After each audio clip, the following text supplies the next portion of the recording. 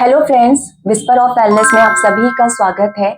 आज हम बात करेंगे साइकेट्रिक डिसऑर्डर्स के बारे में और हमारा जो फोकस होगा वो स्पेसिफिकली होगा एंजाइटी पर और पैनिक डिसऑर्डर और हाइपोकॉन्ड्रियासिस पर, क्योंकि आजकल एंजाइटी जो है एक बहुत आम बात हो गई है और खासकर कोविड पैंडेमिक के बाद जो है इसके केसेस काफी तेजी से बढ़ रहे हैं। और प्रॉब्लम ये है कि यहाँ पर मॉडर्न मेडिसिन, चाहे वो एंजाइटी हो या पैनिक डिसऑर्डर, मॉडर्न मेडिसिन भी जो है उतनी अच्छे से काम नहीं करते हैं। तो ऐसे केसेस में क्या करना चाहिए और किस तरह से हम इसे आसानी से इन प्रॉब्लम्स को जो है सॉल्व कर सकते हैं with the help of homeopathy, with the help of counselling and with the help of technique. तो इसी बारे में हम आज इस पॉडकास्ट में डिस्कस करेंगे। और आज इस टॉपिक पर हमारे साथ डिस्कस करने के लिए जुड़ रही हैं एक बहुत ही सीनियर होम्योपैथिक एक्सपर्ट, जो होम्योपैथी में ही नहीं बल्कि साइकेट्रिक डिसऑर्डर्स को किस तरह से डील करना है, किस तरह से पेशेंट को काउंसिल करना है, किस तरह से उसको जो है हमें उसके पॉइंट ऑफ व्यू से समझना है चीजों को, ये सारी चीजों में वो एक्सपर्ट हैं। तो आज हम हमारे पॉडकास्ट में डॉक्टर अनीता बजाज मैम से जानेंगे एंजाइटी, पैनिक डिसऑर्डर्स और हाइपोकॉन्ड्रियासिस के बारे में और इनके सॉल्यूशंस के बारे में। तो जुड़े रहिए हमारे साथ अंत तक इस सफर में।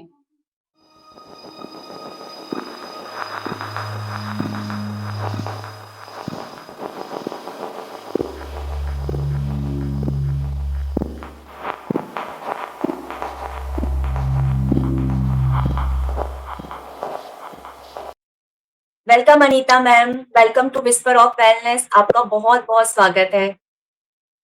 Thank you Shilpa, thank you for having me on this platform. और बहुत अच्छा कर रही हो तुम, you are doing very well. Remedies हो या इंटरव्यूज हो, सब बहुत अच्छी तरह से चल रहा है तुम्हारा। Even thank you ma'am. और मुझे आज पूरा विश्वास है कि जो हमारा आज ये डिस्कशन होने वाला है ना, ये इतना यूजफुल होगा कि जो भी लोग हैं उनको बहुत बेनिफिट मिलेगा इस डिस्कशन के बाद। तो हम शुरू करते हैं आज का हमारा सफर। एज अ फिजिशियन हमारा ये भी ड्यूटी होता है कि हम अवेयरनेस क्रिएट करें। और जो बिल्कुल। टॉपिक वाइज तुम अवेयरनेस क्रिएट कर रही हो जनरल पब्लिक में about medical things and also homeopathy, तो वो एक बहुत अच्छा है। तो हम लोग आज भी कुछ अच्छा ही करेंगे। Yes definitely ma'am. मैम जैसे कि आज हमारा टॉपिक है एंजाइटी के बारे में है, एंजाइटी और पैनिक अटैक। तो सबसे पहले जो है हमें एंजाइटी को समझना होगा, क्योंकि इन जनरल तो हम एंजाइटी टर्म का यूज बहुत ज्यादा करते हैं, पर एग्जैक्टली एंजाइटी क्या है? सी एंजाइटी हम लोग जनरल कॉमन टर्म्स उसके लिए क्या क्या यूज करते हैं। बहुत टेंशन होता है, स्ट्रेस आता है, प्रेशर है, तो ये सब बहुत कॉमन जनरल टर्म्स है। एंजाइटी का एक्चुअल मीनिंग क्या है? जो चीज नहीं हुई है, जो अनहोनी है, उसके बारे में सोच के घबराहट होना, डर लगना, कहीं ये तो नहीं हो जाएगा, कहीं वो तो नहीं हो जाएगा, ये कैसे होगा, होगा कि नहीं होगा। तो बेसिकली अगर हम सिंपल टर्म्स में बोलेंगे तो anxiety is fear of unknown things, जो अभी तक यस। हुई भी नहीं है, एंड इट्स बेसिकली फ्यूचरिस्टिक।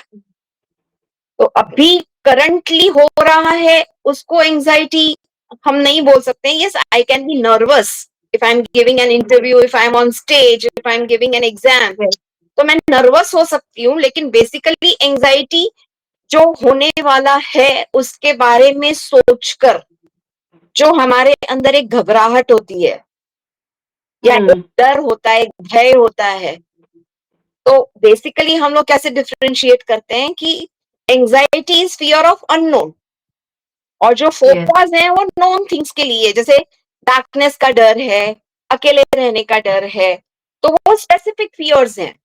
जबकि anxiety is very general term, मतलब वो किसी भी चीज के लिए हो सकती है। अगर हो बच्चे लेट सकती है। आए उसके लिए भी हो सकती है, हमको कहीं जाना है, कोई मीटिंग है, कोई इंटरव्यू है, किसी से मिल, कोई नए पर्सन से मिलना है, तो ये सब के बारे में सोच के हम लोग घबराते हैं कि सब सही होगा कि नहीं, अपने एक्सपेक्टेशन के हिसाब से होगा कि नहीं। मतलब बेसिकली यहाँ पे हम जो आउटकम है उसको अपने हिसाब से चाहते हैं, या वो आउटकम को हम अपने कंट्रोल में करना चाहते हैं, जिसकी वजह से हम उसके बारे में कुछ ज्यादा ही सोचते हैं। यस तो ओवर थिंकिंग अपने दिमाग में चलता ही रहता है, चलता ही रहता है। अगर ऐसा हुआ तो मैं क्या करूंगी, अगर वैसा हुआ तो मैं क्या करूंगी, किस तरह से मैं उसको मैनेज करूंगी। हम्म यस तो बेसिकली एंजाइटी में हमारे पास मतलब जैसे फियर में हम एक्सप्लेन कर सकते हैं कि हाँ पर्टिकुलर थिंग्स का हमको डर लगता है, लेकिन एंजाइटी में हम वो बता नहीं सकते हैं एक्सप्लेन प्रॉपर वे में, ऐसा कह सकते हैं। नहीं, एक्सप्रेस तो हम कर सकते हैं, लेकिन हम लोग उनको उसका root cause generally we are not aware. Okay कि अगर मुझे समझो किसी मीटिंग के पहले डर लगता है, तो हम्म क्यों लगता है? कई यस लोगों को जैसे बहुत सालों तक बहुत सारी मीटिंग्स करने के बाद, बहुत सारे एग्जाम्स देने के बाद भी वो एक एंजाइटी रहती ही है। हम्म या लोग कई बार बोल के भी जाते हैं कि मम्मा मुझे लेट हो जाएगा, आप चिंता मत करना। अब हम्म तो जनरल कॉमन रीजंस पता भी होते हैं कि चलो ट्रैफिक में फंस सकता है कोई बंदा, यस और रीजन में कहीं होता है, बट ये जो ओवर थिंकिंग है ना, वो एकदम निगेटिव वे में स्पिन हो जाती है। हम्म एक से दूसरी चीज लिंक होते जाती है, पहले कुछ सुना हुआ रहता है, पहले कुछ अपने साथ हुआ रहता है पास्ट में। जैसे हम्म समझो फ्लाइट में एक बार कभी कोई इशू हो गया, तो हर बार वो फ्लाइट में जाने से पहले वो चिंता पहले पहले यस एंटिसिपेटरी एंजाइटी चालू हो जाती है। यस तो यस वो हम रूट कॉज नहीं समझते, एक्सप्रेशन तो ओवर एक्सप्रेशन होता है। Hmm yes but you become so hyper. जैसे अभी कल ही मैं एक पेशेंट के यहाँ पे विजिट के लिए गई थी, तो he is in his 80s।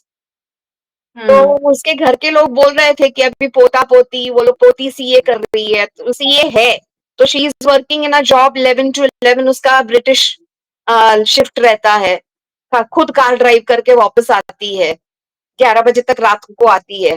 तो दादाजी बस 10 बजे तक तो बैठे रहते हैं किसी तरह से अपने आप को कंट्रोल करके, फिर उनका चालू हाँ होता है, अभी तक आई नहीं, अभी तक आई नहीं, क्या आई हुआ नहीं होगा, कुछ हुआ तो नहीं होगा, कॉल करो उसको, सही है, बराबर है। अभी ये रोज की चीजें हैं, ऐसे डेली नहीं कि वो नई चीज है। तो वो एंजाइटी जो है ना, वो जनरल रोजमर्रा की चीजों को लेके भी वो एंजाइटी हो सकती है। और इसमें एक नेगेटिव थॉट पैटर्न क्रिएट हो रहा है ना। यस। तो वो एक यस जो सर्कल चालू हो जाता है, विशियस सर्कल ओवर थिंकिंग का ना, हम्म तो उसकी गाड़ी फेल तो नहीं हो गई होगी, वो फिर वो तो उसकी वो तो इतनी छोटी सी है, किसी ने कुछ कर तो नहीं लिया होगा उसको।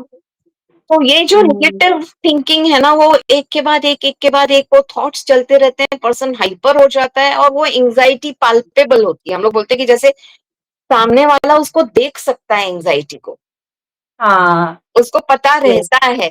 और कई बार एंजाइटी की वजह से आसपास के लोग परेशान हो जाते हैं, हम्म जैसे ये अंकल के घर वाले परेशान हो जाते हैं, ये क्यों बंदा इतना परेशान कर रहा है।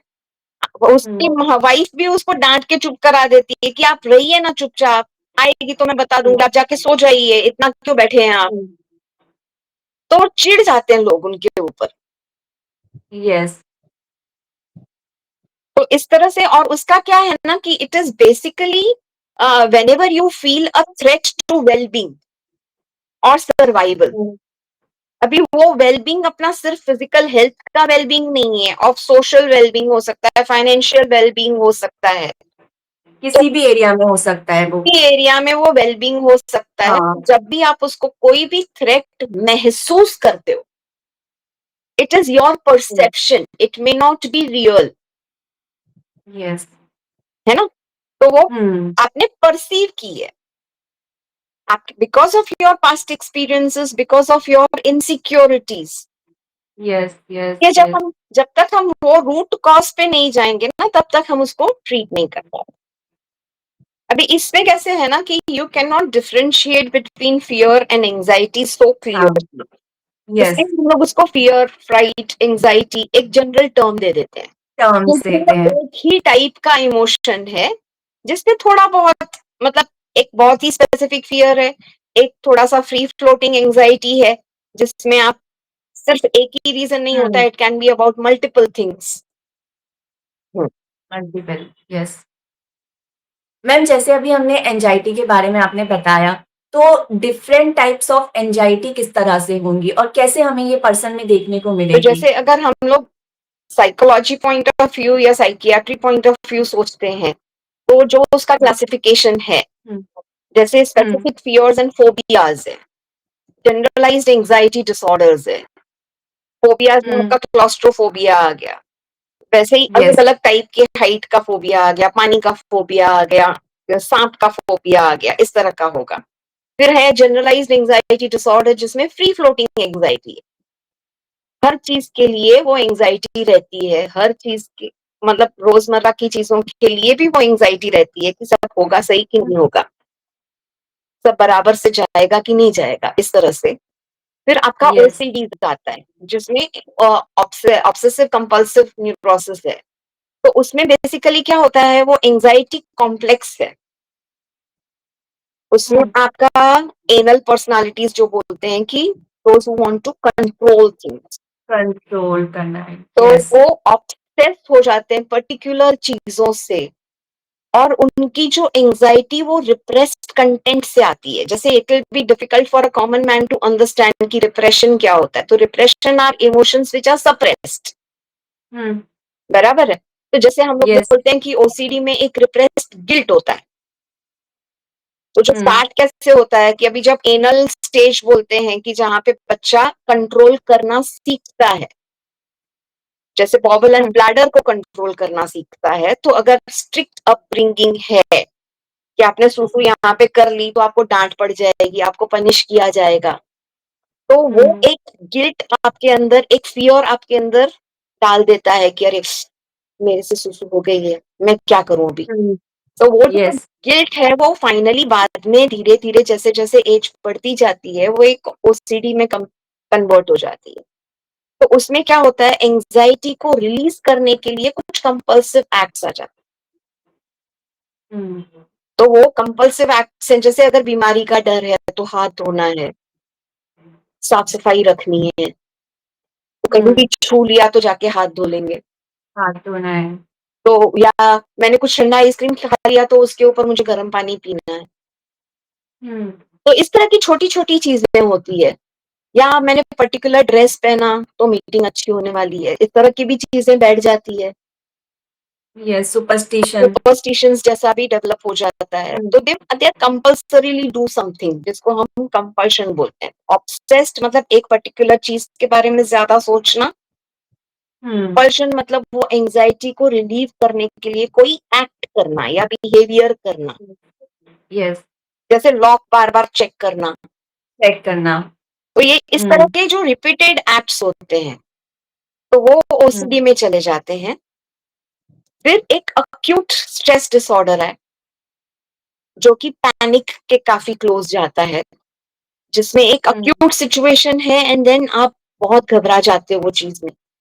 जैसे भी पैनिक वाले पेशेंट्स रहते हैं तो वो बहुत ही घबराते हैं, जैसे सडनली उनको लगता है कि बस मेरा हार्ट रुक जाएगा, मेरी सांस रुक हम्म, जाएगी, हाथ पैर कांपने लगते हैं, पसीने छूटने लगते हैं, मुझे कुछ हो जाएगा, मुझे कुछ हो जाएगा। तो वो यस, इतना वो अक्यूट क्रिएट कर देते हैं सिचुएशन की, बाकी लोग भी बहुत घबरा जाते हैं। हम्म, जैसे उनको वो एक एहसास होता है कि कोई भी सिचुएशन में जहाँ पे इजीली हेल्प नहीं मिल सकती है वहां पे पैनिक अटैक बहुत जल्दी आ जाता है। जैसे आप क्लोज हम्म, स्पेस में हो, लिफ्ट में हो, थिएटर में हो, तो इस तरह की चीजों में उनको पैनिक आ जाता है। ट्रेन में ट्रेवल कर रहे हो, हम्म, तो अचानक मुझे कुछ हो जाएगा तो क्या होगा, यस, अगर मुझे किसी ने हेल्प नहीं की, कोई हेल्प नहीं मिल पाई तो मेरा क्या होगा, जब अकेले रहते हैं। तो they just can't remove that thought, वो रैशनलाइज नहीं कर पाते।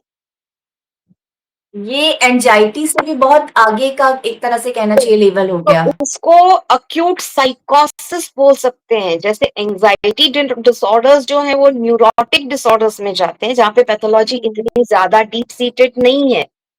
है। यस। न्यूरोसिस में आपको कॉज एंड इफेक्ट डायरेक्ट मिलता है, बराबर है। और वहां पे एक कॉन्शियसनेस रहती है कि अगर मुझे एंजाइटी है तो किस चीज की है, अवेयरनेस क्लियर कर। यस। लेकिन जब पैनिक आ जाता है तो इट गोज इनटू अक्यूट साइकोसिस where you lose your connection with surroundings, you are not in your senses. आप कितना भी समझा यार कुछ नहीं होगा। नहीं समझता है, मतलब सामने वाले को वो वर्ड ऐसा लगता है जैसे अंदर जाते ही नहीं है वो। बराबर है।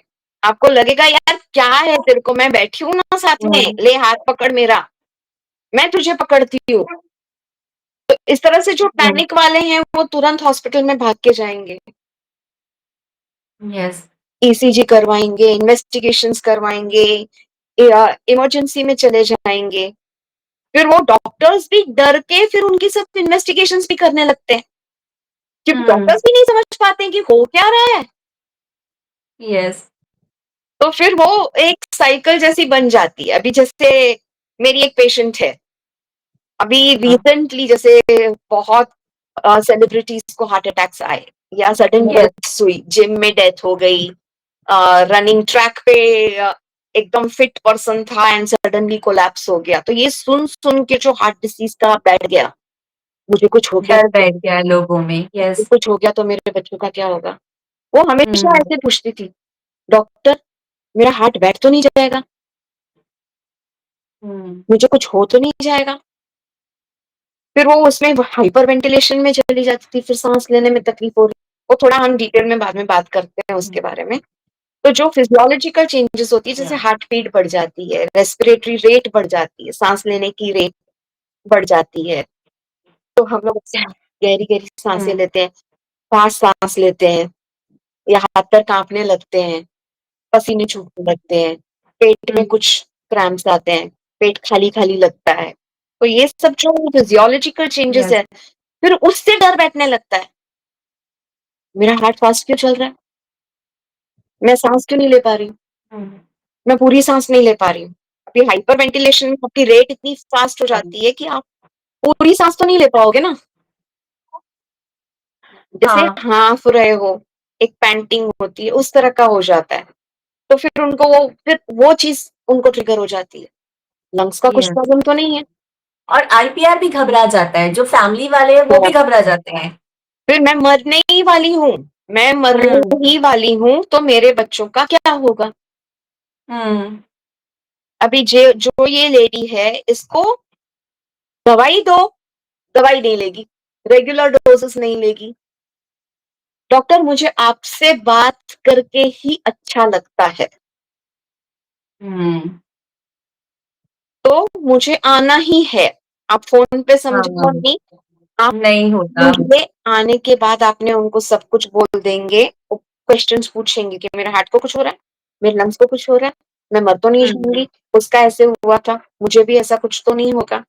फिर आपने उनको अच्छे से रीअश्योर कर लिया कि कुछ नहीं होगा, यू आर सो यंग, उनकी सिचुएशन अलग होती है, उनको पहले से कोई बीमारी होगी लेकिन पता नहीं होगा, इस तरह से आपने सब समझा दिया। फिर आप एक हफ्ते रिलैक्स की हो जाते दवाई हैं। दो, एक हफ्ते की दवाई दो, उसके हस्बैंड बोलेंगे दवाई तो खाती ही नहीं है। आप जो यहाँ पे एक आध स्टैट डोज दे देते हैं, जो तुरंत खिला देते हैं, वो ठीक है, उसके बाद तो वो पैक खाते ही नहीं है। तो ये अगर हम होम्योपैथिकली देखेंगे तो it is like anxiety alternating with indifference या फॉलो बाय इंडिफरेंस। इंडिफरेंस। तो ये पेशेंट कौन है? एकोनाइट। एग्जैक्टली तो एंजाइटी कोल्ड ड्रिंक एमेल्यूरेट। हाँ, तो cold drink is something which suits you, तो विच यस। एक रीअश्योरेंस ने आपको एक सूट कर लिया, आपकी एंजाइटी चली गई। तो इस तरह से हम लोग देखते हैं। अभी आगे हम होम्योपैथी के बारे में तो बात करेंगे ही, लेकिन ये ऐसा है कि पैनिक में आप किस तरह से परेशान हो जाते हैं। और फिर यस। क्रॉनिक एंजाइटी आती है, जो कि पोस्ट ट्रॉमेटिक स्ट्रेस डिसऑर्डर में आती है। तो उसमें आपने इतना बड़ा कोई हादसा या तो आपके साथ हुआ है या आपने देख लिया है, तो वो जो आपको ट्रॉमा दे देता है, ये एक इमोशनल ट्रॉमा के साथ जुड़ा हुआ है। यस। तो वो सिर्फ एक अनसर्टन आउटकम का नहीं है कि एग्जाम्स में क्या होगा, बट आपने कुछ एक्सपीरियंस किया है जिसने आपको बहुत बुरी तरह से डीपली ट्रॉमेटाइज किया हुआ है, जैसे रेप विक्टिम्स यस। या जैसे अर्थक्वेक विक्टिम्स है, बॉम्ब ब्लास्ट विक्टिम्स है। तो कोई बड़ा हादसा हुआ है जिसने आपको जैसे मैम, ये हमारे यहाँ पे भोपाल गैस ट्रेजेडी हुई थी। एग्जैक्टली वो भी एक बहुत बड़ी ट्रेजेडी थी और मुझे याद है कि उसके बहुत सारे, जैसे मेरे परिचित में थे, उनको इतनी, मतलब उसका इतना डर बैठा था, इतनी घबराहट होती थी कि वो उसके बाद लाइफ में कभी बाहर नहीं निकली हैं। उनको लगता था मैं अपने घर में ही सेफ हूँ। इतना उनको जो है बाहर जाने से एंग्जायटी, डर, सब कुछ पैनिक हो जाती थी वो। एग्जैक्टली तो उसमें आपका इमोशनल पार्ट भी जुड़ जाता है, somewhere you are yes. Hurt deeply, you have lost your relatives, आपकी हुँ, जिंदगी उलट पुलट हो गई है, तो वो पोस्ट ट्रॉमेटिक स्ट्रेस डिसऑर्डर है। तो इस यस। तरह से एंजाइटी कई टाइप्स से होती है और कई चीजों से डेवलप होती है। और इसमें हुँ, बेसिकली एंजाइटी क्या है, जो आपने सोचा है और जो हो रहा है उसके बीच में गैप है, और वो आपके हुँ, अंदर वो एक एंजाइटी प्रोड्यूस करती है। क्रिएट कर रहा है, यस। यस। मैम, आपने जैसे अभी ये बहुत अच्छे से एक्सप्लेन की सारी चीज़ें एंग्ज़ायटी से रिलेटेड, पर अभी एक और चीज़ आई है, जो पैंडेमिक हुआ, कोविड। कोविड के बाद लोगों में हेल्थ एंग्ज़ायटी बहुत ज़्यादा बढ़ी है। तो ये हेल्थ एंग्ज़ायटी क्या है और ये किस वजह से जो है लोगों में इतना ज़्यादा क्रिएट हो रही है? अभी जैसे कैसे है ना, कोविड एक नई सिचुएशन थी सबके लिए। हुँ, अभी जैसे हम एज अ डॉक्टर सोचते हैं तो फ्लू ही है यार, हाँ, it is influenza, it's hmm, flu. तो फिर क्या होता है कि लेकिन कोविड में जो स्ट्रेन अलग था, तो जिसका फॉर्म अलग आ रहा था, तो way it was very infectious, तो बहुत जल्दी स्प्रेड हो रहा था। तो वो हुँ, उससे जो एक लहर आई थी, एक वेव आई थी, जो कि सोशल मीडिया ने भी बहुत ही उसको एग्जैजरेट किया था। तो हुँ, उसमें यस, जो एक लहर आई थी और मास लेवल पे लोग अफेक्ट हो रहे थे। अभी जो मास लेवल पे लोग अफेक्ट हो रहे थे और जिसकी वजह से जो फैसिलिटीज थी वो भी कम पड़ रही थी, हुँ, बराबर है। तो आपने ये यस। सिचुएशन तो कभी देखी ही नहीं थी। हॉस्पिटल में बेड अवेलेबल नहीं थे। Exactly doctor yes. अवेलेबल नहीं है, और अभी इन्फेक्शन की वजह से आपको डॉक्टर्स अवेलेबल नहीं है, ऑनलाइन कंसल्टेशन चल रहा है, तो आपको फिजिकली टच करके कोई एग्जामिन कर रहा है, कोई आपकी हिस्ट्री पूछ रहा है, आपको समझा रहा है, आपको रीअश्योर कर रहा है, ये सब हुँ, प्रोसेसेस भी नहीं थे। तो it was yes. Entirely a new thing. हमने तो कोई एपिडेमिक्स इस तरह के, आई एम 58 टुडे, बट कोई एपिडेमिक नहीं देखे थे। हाँ, मलेरिया आया था, टाइफाइड आया था, डोमिनिवली फीवर आया था, बट या हुँ, कभी ये डेंगू आ गया, बट हाँ, लेकिन पैंडेमिक इतना लेवल बड़ा का नहीं नहीं। था। नहीं, यस। पैंडेमिक लेवल का जो पहले जिस तरह से कॉलेरा चल रहा था, हुँ, या अ, हुँ, इस तरह की कोई प्लेग था, तो ये सब डिसीजेस तो ओवरकम हो गई है because of better hmm, medical facilities, because of science. हुँ, तो हमारे लिए एक ये बहुत ही नई चीज थी। यस। और जो नई चीज है, जब तक आप उसको समझते नहीं हो, जब तक उसके बारे में बहुत सारी साइंटिफिक या करेक्ट फैक्ट्स आपके पास अवेलेबल नहीं है, तो हुँ, फियर वापस वो अनसर्टन वाला चीज आ जाता है ना, अनप्रिडिक्टेबिलिटी, अनसर्टनिटी। यस। तो उसमें आपकी एंजाइटी एकदम शूट अप हो जाती है।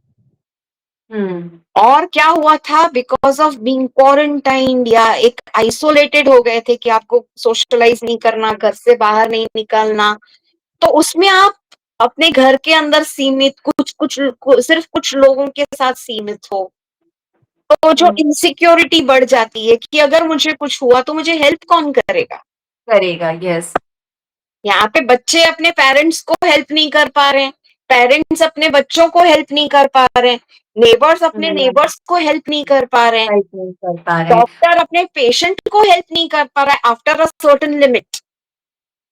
और कई केसेस में तो ऐसा हुआ कि जैसे बच्चे अब फॉरेन में हैं, बाहर हैं और एग्जैक्टली। पेरेंट्स यहाँ पर है, तो ये भी एक वर्स्ट स्टेट थी। यस। और दूसरा क्या था, काम धंधा बंद हो गया है। हाँ। तो जिनका रोज का जो काम है, जो लोग वर्क कर रहे हैं, अच्छी पोजीशंस पे जा रहे हैं, तो उनको तो सैलरी मिल रही है रेगुलरली, तो वो फाइनेंशियल इफेक्ट नहीं है। लेकिन जो अभी काम वाली बाई है, का हम्म। काम बंद हो गया, डेली वेज वर्कर का काम बंद हो गया, या जो बिजनेस करता है, जब तक वो ऑर्डर नहीं लाएगा, जब तक वो ऑर्डर सप्लाई नहीं करेगा, तब तक तो हम्म। सब बिजनेस बंद। यस। तो उसमें एक वो फाइनेंशियल एंगल भी जुड़ गया। हाँ। चीजें नहीं मिल रही है, मार्केट ओपन नहीं है, आप जाके चीजें ला नहीं सकती हो, ला नहीं क्यों सकते। जैसी सिचुएशन है, आपको पूरा ये मास्क वास्क लगा के बाहर जाना है, चीजें लानी है, उनको सैनिटाइज करना है, तो काम कितना बढ़ गया है। तो there were so many multiple factors. आपको हाउस हेल्प नहीं है, तो हम्म। आपको खुद नहाना, खुद का वो सब प्रिकॉशंस लेना, अपनी चीजों को सैनिटाइज करना, अपने बच्चों का ध्यान रखना, अपने घर में चीजें सफिशिएंट हो, कभी भी अनअवेलेबल हो जाती थी, हम्म। कोई सर्वेंट नहीं है हेल्प करने के लिए, तो सब काम यस। आपके ऊपर आ रहा है। तो बहुत लेवल्स पे ये जो स्ट्रेसेस आए थे, जो रीजंस आए थे, जिसकी वजह से एंजाइटी बहुत ही ज्यादा मल्टीप्लाई हो गई थी। हम्म। एक तो एकदम मैग्निफाइड था सब कुछ, प्लस सोशल मीडिया ने तो अपना बहुत भरपूर काम किया था। यस। उन्होंने सब कुछ अच्छे से बढ़ा चढ़ा के उनके बारे में, चाइना के बारे में, यस। दूसरी कंट्रीज के बारे में, फ्लाइट्स के बारे में, इतना कुछ वो सोशल मीडिया पे आ रहा था, लोग वो देख देख के डर रहे थे। हम्म। जबकि काफी सारे डॉक्टर्स ने सही इंफॉर्मेशन देने के लिए भी चालू वीडियोस किया, बनाए थे। टेलीकास्ट चालू किया था, बट यस। जो एक सिचुएशन ओवरवेलमिंग हो गई थी, हम्म। एक डर बैठ गया था, लोगों को बाहर निकलने से डर लगता था। कुछ लोग ऐसे थे कि जिनको कोविड हुआ था, लेकिन वो लोग उसको अंडरमाइन कर रहे थे, हाँ। नहीं नहीं नहीं, मुझे कुछ नहीं है, ये तो सादी सर्दी है, मुझे तो हमेशा होती है। क्योंकि उनको यस। डर था कि वो आईसीयू में पहुंच जाएंगे, क्वारंटाइन सेंटर में पहुंच जाएंगे, अपने फैमिली से अलग हो जाएंगे। यस। तो ये बेसिकली सब अनसर्टनिटीज, सब चीजें जो देखी ही नहीं है, हम्म। उसका जो फर्स्ट टाइम एक्सपोजर था, प्लस मेडिसिन नहीं मिल रही है, हम्म। प्लस वैक्सीन बने हैं, तो वैक्सीन के बारे में मिक्स्ड इंफॉर्मेशन है। यस। कोई कंफ्यूजन बहुत क्रिएट हुआ, chaos and confusion. Exactly, situation was totally chaotic. क्योंकि आपको वैक्सीन प्रोटेक्ट करने वाला है, लेकिन आपको कोई बोल रहा है साइड इफेक्ट्स हैं उसके बहुत सारे, हम्म। जो कि अब तक चल रहा है। यस। क्योंकि कोविड वैक्सीन के बाद जो भी इश्यूज आए, थ्रोम्बोएम्बोलिक फिनोमेना हुआ, उससे सडनली हार्ट अटैक्स आए, तो उसका अभी भी एक वो हुआ बना हुआ ही है। तो काफी सारे जनों ने वैक्सीन लिए ही नहीं। यस। तो वो सब चीजें थी जिसका मतलब एक ब्लैक एंड व्हाइट आपको पता ही नहीं है। आपको एमएमआर के लिए मालूम है कि आपको वैक्सीन लेनी है, हाँ उसके साइड इफेक्ट्स होंगे, ऑटिज्म अगर बाद में कोरिलेट किया गया, बट वो दैट इंफॉर्मेशन के मच लेटर। यस। यहाँ पे कैसे आप अभी कोविड वैक्सीन डेवलप कर रहे हो, अभी आप उसके साइड इफेक्ट्स बता रहे हो, तो आप लो कि नहीं लो, वो भी कंफ्यूजन है ना। तो there were so many multiple things. Yes. और इसलिए वो जो एंजाइटी है हेल्थ लेवल पर क्रिएट हो गई। एग्जैक्टली। यस। क्योंकि मेन रीजन तो इन्फेक्शन ही था which was affecting health, and which was hmm. किसी किसी केसेस में it was developing so fast. Yes, second Covid wave के टाइम पे बहुत फास्टली जो है हेल्थ डिटोरिएट हुई, लोग जो है आईसीयू में पहुंचे और अचानक जो है कोलैप्स भी हुए। फिर ऑक्सीजन होल्डिंग चालू किया, जो इन्फ्लुएंशियल लोग थे उन लोगों ने अपने पास सब ऑक्सीजन सिलेंडर विलेंडर जमा करके, दवाइयां ववाइयां जमा करके रखी, जिसकी वजह से जनरल पब्लिक को तो कुछ नहीं मिल रहा था। हम्म। यस। तो वो एक तरह से एंजाइटी और पैनिक की सिचुएशंस पूरी क्रिएट हुई उस टाइम पर। यस। उन Yes. दिनों में एक केस था, if we talk about homeopathy also simultaneously, तो Hmm. तब हमने एक नई रेमेडी डिस्कवर की थी, कुटलेरिया, जिसमें Yes. इन्फेक्शन भी था, फियर ऑफ डिजास्टर। Hmm. तो मेरे पास एक फैमिली में आठ आठ लोग थे, 8 में से 6 को कोविड हुआ था। तो जो लेडी थी वो ऐसे छुप के बैठती थी कि कोई उसके मुंह पे छींके नहीं, खांसे नहीं, अलग जाके कोने में बैठ जाती थी और पूरा खुद को कवर कर लेती थी कि मुझे इन्फेक्शन नहीं होना चाहिए। उसको नींद नहीं आती थी, रात रात को नींद नहीं आती थी। तो जबकि उसको Hmm. कोविड हुआ ही नहीं था, बट वो इतना सारा Yeah. फियर बैठ गया था। तो वो फियर ऑफ डिजास्टर प्लस जो सिम्टम्स थे फ्लू के, वीकनेसेस और fever, fear of infection and all that, वो सब लेके उसको स्कुटलेरिया दिया। तो हमने भी काफी कुछ नया नया डिस्कवर किया, नया नया सीखा। For doctors it was a golden period. Yes. Yes. Ma'am जैसे अभी हम साइड बाय साइड होम्योपैथी की बात कर रहे हैं, तो अभी हमने प्रॉब्लम को तो इन डिटेल समझा, लेकिन अभी इसके सॉल्यूशन को देखें हम, क्योंकि चाहे एंजाइटी हो, फियर हो, हाइपोकॉन्ड्रियासिस हो या फिर पैनिक डिसऑर्डर्स हो, ये सारी सिचुएशन जो है पेशेंट के साथ-साथ आईपीआर को भी जो है बहुत स्ट्रेन देती है। तो होम्योपैथी में इसके लिए क्या सॉल्यूशन है और किस तरह से होम्योपैथी ऐसे पेशेंट्स में हेल्प कर सकती है? अभी देखिए बेसिकली क्या होता है ना, जैसे मैंने बोला कि अपने को रूट कॉज समझना है। हुँ, ठीक है, अभी जो एंजाइटी के सिम्टम्स हैं, वो सिम्टम्स का रीजन है सिंपैथेटिक हाइपर एक्टिविटी। जो हुँ, भी थ्रेट है वो आपके ब्रेन को अफेक्ट करता है, अमिगडाला को अफेक्ट करता है, न्यूरोट्रांसमीटर्स का जो बैलेंस है उसको बिगाड़ देता है, और जिसकी वजह से सिंपैथेटिक ओवर एक्टिविटी होती है, जो कि आपको एक अलर्ट मोड में डालता है। अभी नॉर्मल बॉडी में जो sympathetic and parasympathetic nervous system है वो बैलेंस में रहता है, बराबर। यस, अभी कोई थ्रेट यस, आई तो आप प्रोएक्टिव हो गए, अलर्ट हो गए, आपने वो हुँ, एक्शन कर लिया, वो सिचुएशन खत्म हो गई, आप रिलैक्स हो गए, तो यस, पैरासिम्पैथेटिक वापस एक्टिव हो गया। तो वहां पे जो एंजाइटी थी वो रिजॉल्व हो गई। लेकिन जब कांस्टेंट थ्रेट रहती है तो उसमें आप हमेशा वो sympathetic over activity, hyper alert state में रहते हैं, जहाँ पे आपकी हार्ट बीट फास्ट है, जहाँ पे ट्रेमलिंग है, या जो भी हुँ, स्वेटिंग है, या रेस्पिरेटरी रेट हाई है। तो इट इज लाइक, हम लोग बोलते हैं ना कि फ्रीज, फ्लाइट, हाँ, flight and fight. Fight, yes, आप फ्लाइट से फ्रीज हो जाते हो, कुछ कर ही नहीं पाते हो, यू यू गेट पैरालाइज्ड, बराबर। हुँ, तो वो स्टेज आपकी डेवलपमेंट किस तरह की है। आप अगर वीक पर्सन हमेशा से ही रहे हो तो आप फ्रीज हो जाओगे, हुँ, बराबर है कि नहीं। यस, फ्लाइट में थोड़ा सा एनर्जी है कि आप एटलीस्ट वो सिचुएशन से भागते हो, भागते हो या और फाइट में आप स्ट्रांग हो and you are giving a tough fight, तो हुँ, उसमें you are losing the energy. So ये एक अडेप्टेशन है, रूट कॉज है जो कि कांस्टेंट स्ट्रेस है। हुँ, कोई इनसिक्योरिटी है, you have lost your parents at a young age, आपने कोई फाइनेंशियल सिचुएशन अपने घर में देखी है जिसकी वजह से आप डिप्राइवेशन में हो, फाइनेंशियल एंजाइटी है, घर में हुँ, फाइट्स देखी है जिसकी वजह से आपको कोई सपोर्ट नहीं मिल पाता है, आपको कोई सिक्योरिटी नहीं मिल पाती है। तो ये कॉजेस हैं, ये अडेप्टेशन जो मैंने बताया है, बराबर है। यस, अभी एलोपैथी में क्या होता है, nothing against allopathy, because allopathy works beautifully in acute states, acute anxiety states, but they yes, just contradict, मतलब antidoting the neurotransmitters which are high, बराबर है। हुँ, तो या वो इस तरह की दवाइयां देंगे कि जो आपके सिंपैथेटिक नर्वस सिस्टम को शांत करे, सेरोटोनिन को हाँ, बढ़ाए, जो सेरोटोनिन आपको एक हैप्पीनेस का फीलिंग देता है उसको बढ़ाए, तो एंटी डिप्रेसेंट्स देंगे या एंजियोलाइटिक्स देंगे, जो आपके नर्व्स को काम करता है। बट उसका हुँ, क्या होता है कि हैबिट फॉर्मिंग है, प्लस हाँ, उसके जो साइड इफेक्ट्स हैं, जैसे आपका माइंड काम होता है तो उसके साथ में डल भी हो जाता है, ड्राउजीनेस भी यस, आ जाती है, स्लीपीनेस भी आ जाती है।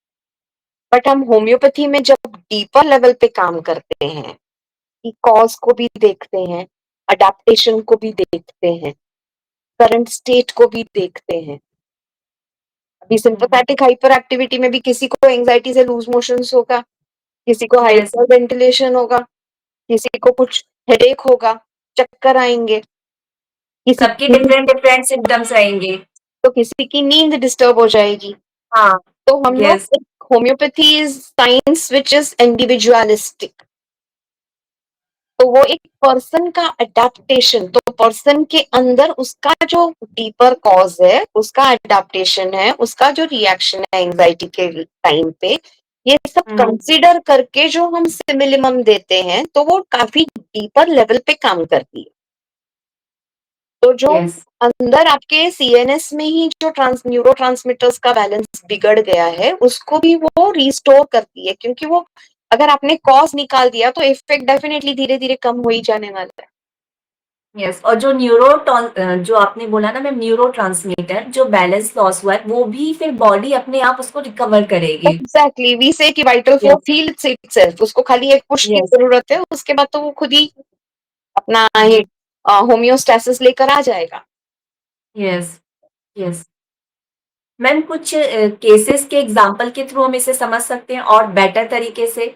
यस, डेफिनेटली हम लोग समझ सकते हैं। अभी जैसे मेरे पास एक पेशेंट था, he is in his 40s, तो उसने इंजीनियरिंग की थी, और इंजीनियरिंग करने के बाद he was working also, he was doing a job. उसके फादर जो थे वो हॉस्पिटल लाइन में थे, he used to supply hospital equipment. तो father hmm, was ageing, father retire भी हो गए, उनका बिजनेस अच्छा चल रहा था, तो he wanted his son to join. अभी सन के हम्म, लिए वो न्यू, एक क्लाइंट भी न्यू थी, पहले वो हम्म, जॉब कर रहा था तो जॉब से बिजनेस में आया। प्लस बिजनेस में यस, आपको बिजनेस डेवलपमेंट करना है, you are still in developing stage, तो you have to contact people, उनसे हम्म, बात करनी है, उनको कोटेशंस देने हैं, फिर वो आगे मार्केटिंग की बात करनी है, फाइनेंस की बात करनी है, तो ये सब जो है चीजें बढ़ जाती है। प्लस फादर इज एजिंग, तो आप चाहते हो कि उनको आराम दे, तो हम सब कुछ खुद ही करें। तो ये हाँ, बंदा बहुत टाइम तक ये चीजें करने लगा कि हॉस्पिटल सब खुद ही कर रहा है, यहाँ लोकली, बाहर जा जाके मार्केटिंग कर रहा है, सब कुछ कर रहा है, बट बाद में उसका जो मतलब पूरा लाइफस्टाइल था वो चेंज हो गया। हम्म, जॉब के टाइम पे आपका लिमिटेड आवर्स रहता है, हाँ, बिजनेस में तो कोई लिमिट ही नहीं है, आप पूरा दिन फोन अटेंड कर रहे हो, यस, और फोन्स नहीं अटेंड कर रहे हो तो आप अपना कोटेशंस बना रहे हो, लैपटॉप पे काम कर रहे हो, हम्म, कुछ ना कुछ चल रहा है, या डिस्कशंस कर रहे हो फादर के साथ।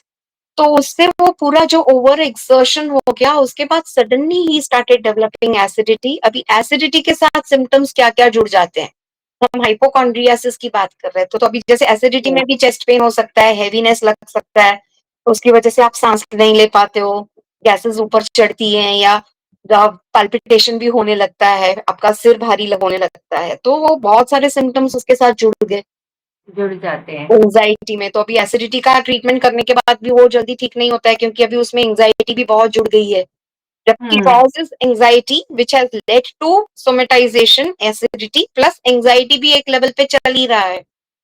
तो एलोपैथी करने के बाद तो फर्क नहीं था, साइकियाट्रिस्ट के पास गए तो और नींद आ रही है, एंड बिकॉज हाँ, इसको ऑलरेडी एंजाइटी के बाद ऐसा होता था कि रात को नींद नहीं आ रही है, बहुत लेट नींद आ रही है, तो सुबह को अर्ली मॉर्निंग नींद आ रही है, फिर सुबह को हम्म। उठा नहीं जा रहा, उठा नहीं जा रहा तो घर के काम नहीं हो पा रहे, बच्चों को स्कूल ड्रॉप ये करना है या ये बिजनेस। ज्यादातर पेशेंट का पैटर्न बन जाता है मैम, जो मेडिसिन्स लेते हैं। तो वही सब करते करते उसको गिल्ट भी आने लग गया कि मेरा काम हम्म, लोगों को करना पड़ रहा है, मेरी वाइफ को करना पड़ रहा है, डैडी जिनको मैं रिटायर करने वाली था वो अभी मेरे बच्चों को स्कूल ड्रॉप करने जा रहे हैं। तो everything yes, got so multiplied कि फिर वो जो डर बैठ गया ना कि मुझे हार्ट अटैक है, मुझे कुछ हो तो नहीं रहा है, मेरे पेट में तो कुछ नहीं हो रहा है, मेरे चेस्ट में तो कुछ नहीं हो रहा है, तो ये सब स्टेट्स में देख के उसको अगैरिकस दिया।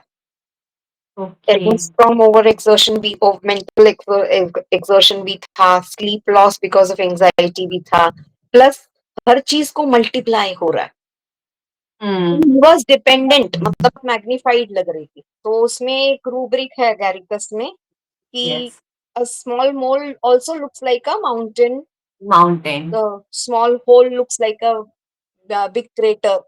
तो इस तरह से वो जो रूब्रिक्स है उसमें एग्जैजरेशन है प्लस डिपेंडेंसी है कि वो कुछ ही नहीं कर पा रहा है, पैरालाइज सेंसेशन है जहां पे he is not able to do anything. उसके यस। फादर काम कर रहे हैं, उसकी वाइफ उसका काम कर रही है। तो इस वजह से ना उसको मैंने वो अगैरिकस दिया, क्योंकि अगैरिकस एक मशरूम है विच इज अ पैरासाइट। उसके अंदर फोटोसिंथेसिस नहीं होता है, तो it is dependent on other things. तो ये अगैरिकस के बाद इतना अच्छा रिस्पॉन्स आया कि he started working, he started going on tours alone. पहले वो टूर के लिए भी फादर को लेके जाता था, हम्म। वाइफ को लेके जाता था। अभी he started touring alone, he developed his business. यहाँ तक कि उसका अभी बीच में बैंक का बहुत बड़ा इशू हो गया था, बट ही कुड सेल।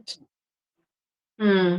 तो जो होम्योपैथी है ना, पर्सन को स्ट्रेस झेलने के काबिल बना देती है, आप। उनके रिसोर्सेस बिल्डअप कर देती है कि वो छोटी छोटी स्ट्रेस में डरते नहीं है, तो ये अंदर से ही स्ट्रांग हो जाते यस। मतलब मेनली जो कोपिंग मैकेनिज्म है वही इफेक्ट होता है, और होम्योपैथी से वो कोपिंग मैकेनिज्म जो है बिल्डअप हो जाता है, वो अंदर से ही बिल्डअप हो जाता है फिर। हैं। यहाँ पे अगर दिखा जाए तो एलोपैथी में डिपेंडेंसी आ जाती है, मतलब आपको और डोज बढ़ाते जाना है, you are becoming weaker and you need external support. यहाँ पे आप एक बार आप एनर्जाइज हो गए तो उसके बाद आपकी मेडिसिन बंद होने के बाद भी आप अच्छे से सब कुछ कोप अप कर रहे हो, यस। पहले से भी बेटर कर रहे हो।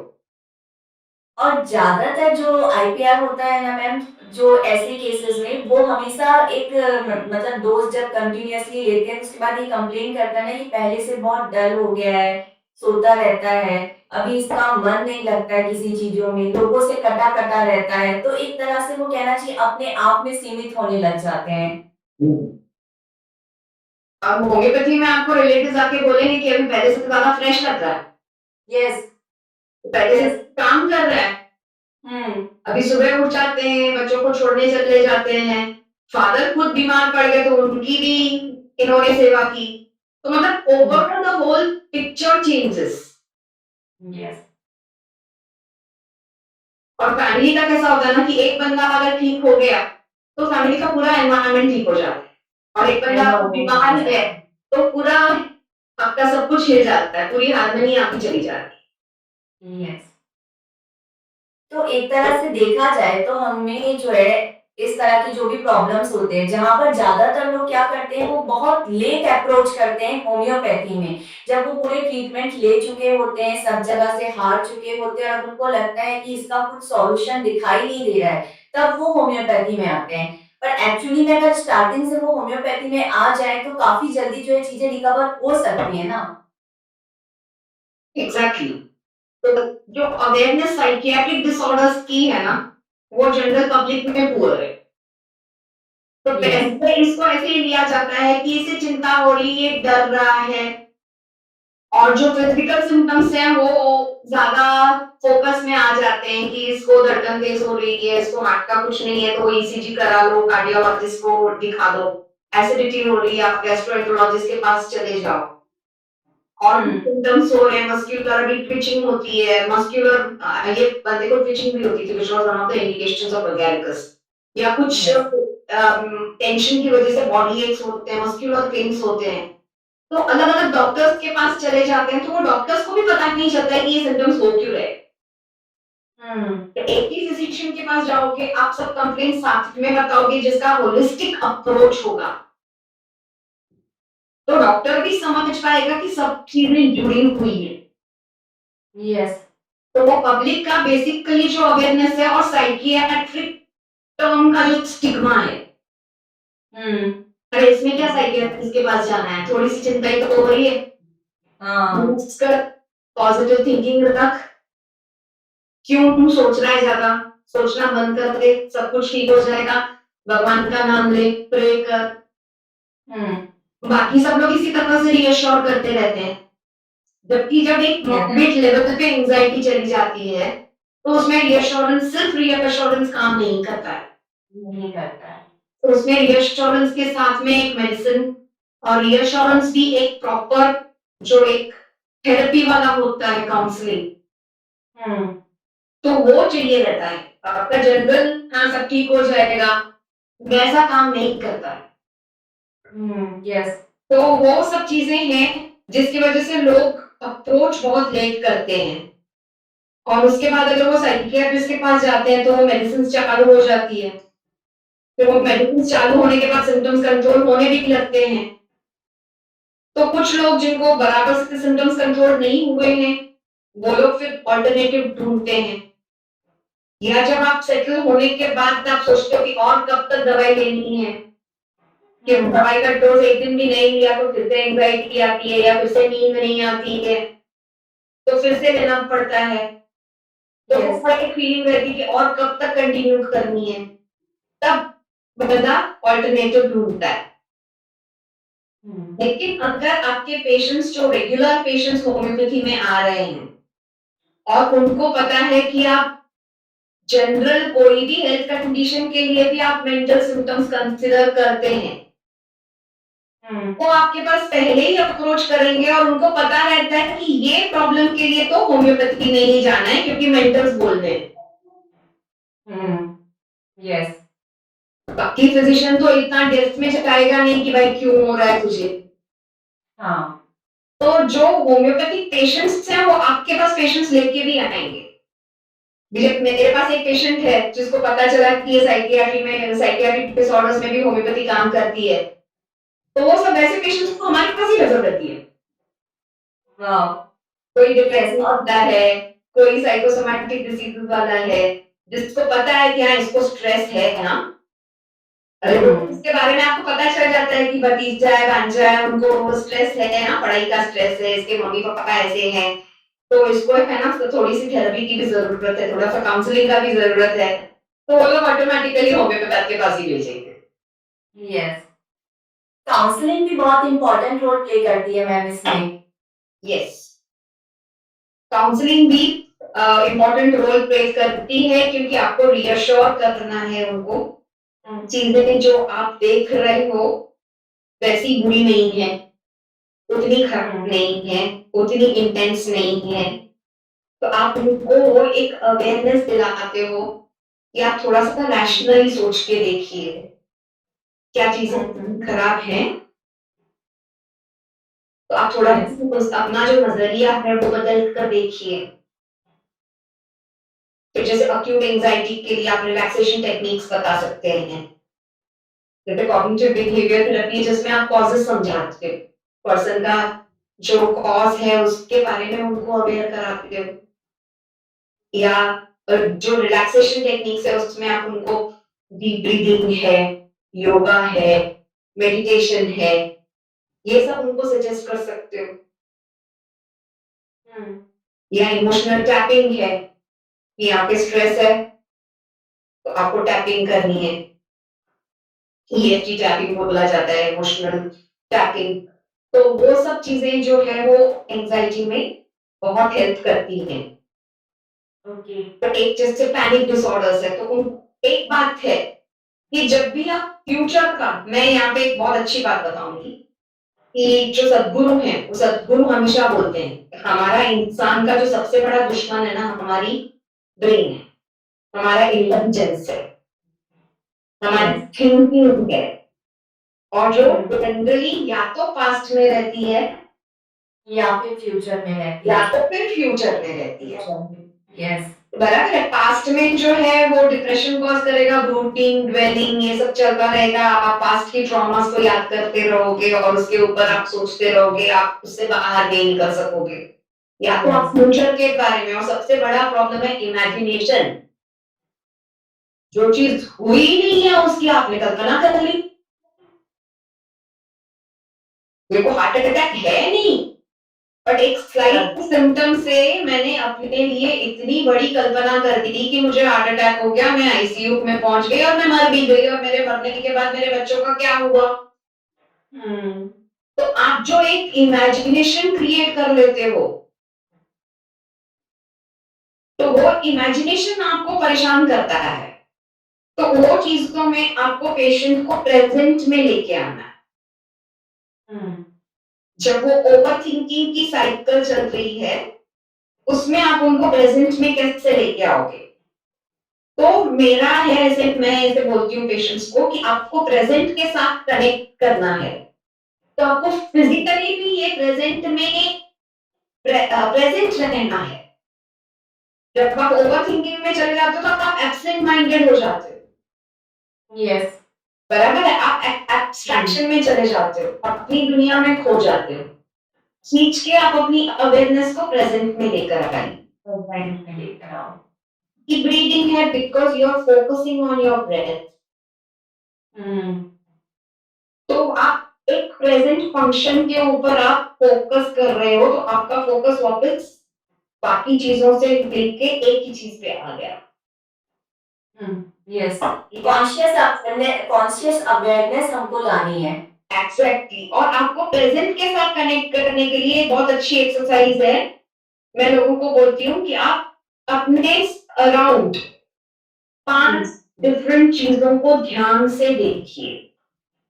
ध्यान से ऑब्जर्व करके देखिए, उसका कलर देखिए, उसका कैसा गेटअप है या उसका क्या ये हो, किस तरह से दिख रहा है, उसको आप अच्छे से इतना ध्यान से देखिए कि आंख बंद करके आप उसको विजुअलाइज कर सकते हो। जैसे मैं ये रूम में बैठी हूँ, तो मेरे रूम में मिरर लगा हुआ है, एक चेयर पड़ी है, एक बैग पड़ी है, एक तकिया पड़ा है, एक टेबल पड़ी है, तो मैं 5 चीजों को ध्यान से देखूं। 5 आवाजें सुनो, different types of sounds, which can be distant, which can be near you. कोई किचन में काम कर रहा है तो उसके बर्तन की आवाज आ रही है, आपका घर रोड पे है तो आपको ट्रैफिक की आवाज आ रही है, किसी चिड़िया के चहचहाने की आवाज आ रही है, कोई आपके रूम बाहर आपसे बात कर रहा है, कोई आपस में बात कर रहे हैं, उसका आवाज है। So listen to different sounds. Yes. And try to feel proprioception. तो आप 5 अलग अलग चीजों को आप फील कीजिए। It can be as simple as wall, it can be as simple as your hair, it can be as simple as your dress. आप कुछ भी, anything. कोई भी 5 चीजों को आप फील, बराबर है? या आप एक अपने आप ब्रेन के कमांड को शट डाउन का कमांड दीजिए। तो जो पॉज है, वो पॉज भी आपको पूरा रिपोज कर लेता है, मतलब एक अलग मेंटल फ्रेम में डाल देता है कि मुझे अभी कुछ नहीं सोचना। पॉज। यहाँ पे मैं एक बात बताऊंगी कि ब्रह्म कुमारी में मैं मेडिटेशन के लिए गई थी, माउंट आबू। वहां पे ये प्रैक्टिस है कि every 1 hour you are suppose to take pause. तो याद दिलाने के लिए उनके स्पीकर पे एक भजन चलता है। तो पहले एक दो दिन तो मुझे समझ में ही नहीं आया कि हो क्या है, सडनली स्पीकर बात कर रहा है, भजन चालू हो गया, मुझे लगा कोई डिस्टरबेंस हो रहा है, कुछ हो रहा है ऐसा। फिर वो स्पीकर भी बंद हो जाएगा, बाकी लोग भी सब चुप हो जाएंगे, फिर वापस after 2-3 minutes you are back to your flow. फिर मैं एक बार उनकी ऑफिस में कुछ इंक्वायरी करने गई, तो वहां पे भी यही हुआ, सबके मोबाइल्स पे वो बज रहा है स्पीकर पे। तो फिर मैंने पूछा कि ये है क्या चक्कर, तो उन्होंने बोला कि every hour you are suppose to take pause for 2-3 minutes। Okay. तो आप अभी कोई ओवर थिंकिंग में जा रहे हो, आपको पता है कि अभी आपको पॉज लेना है, तो आप इनिशियली जब तक आपको हैबिट नहीं हुई है तब तक आप अलार्म रखिए। यस।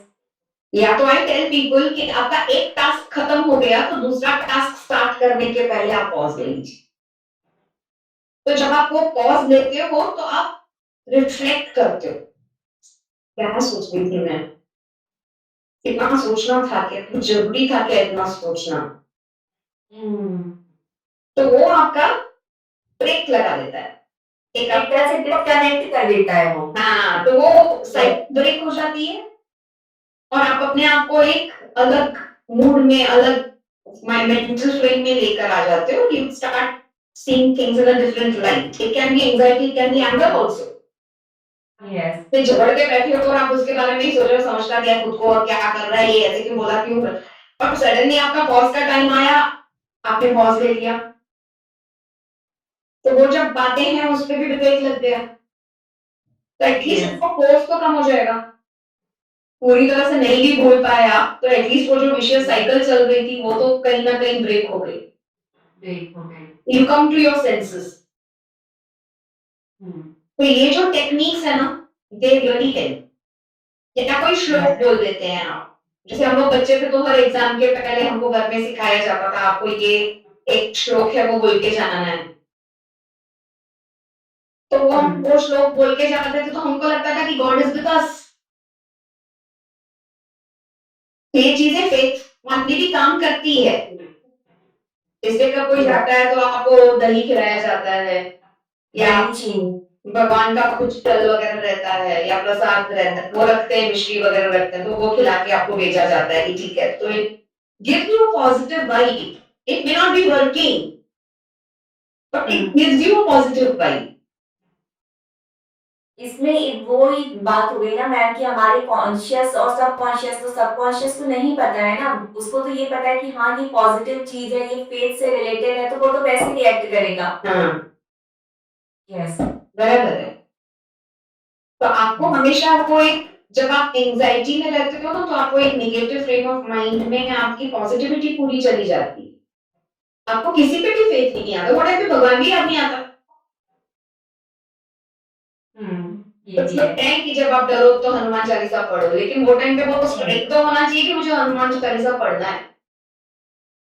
नहीं होता है, ये सिचुएशन इतना ज्यादा ओवर पावर कर जाती है ना पर्सन को कि वो उसका दिमाग ही काम नहीं करता एक्चुअली में। यस। जैसे एग्जाम के पहले भी स्टूडेंट बैठा है, पहले से ही नर्वस है, किसी ने वेटिंग रूम में बोल दिया था कि अब ये चैप्टर किया क्या, यही आने वाला है, और वो कैसे नहीं किया है या वो आपने छोड़ दिया था ऑप्शन में, फिर आपके दिमाग में थिंकिंग चालू हो जाती है, आपकी एंजाइटी बढ़ने लगती है, फिर आपके हाथ में क्वेश्चन पेपर आता है, फिर आप सोचते हो वही क्वेश्चन आ गया, ब्लैंक, ब्लैंक।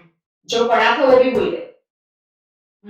तो आई ऑलवेज टेल स्टूडेंट्स की तुम पेपर पढ़ रहे हो ना, उसके बाद पहले मार्क करो कि तुमको क्या क्या आता है। एक क्वेश्चन जो नहीं आता है उसको देख के आप डर गए, लेकिन जो बाकी 5-6 क्वेश्चंस है वो आपको आते हैं ना। यस। तो आप फोकस कीजिए कि आपको सबसे अच्छा क्या आता है, आप उससे शुरुआत कीजिए। वो करते करते आपका 4 क्वेश्चन अच्छे से सॉल्व हो गया, तो वो 5वीं के लिए भी दिमाग चलने लग जाता है। के लिए भी कुछ ना कुछ तो स्ट्राइक हो ही जाएगा। Yes. आपसे कहीं सुना Yes. होगा, नहीं भी पढ़ा होगा तो सुना तो होगा, लेक्चर के टाइम पे सुना होगा, या ओवरऑल जनरल नॉलेज से अपना लॉजिक लगा के कुछ तो ठोक सकते हो। तो ये प्रेजेंस ऑफ माइंड लाने की जरूरत है। यस।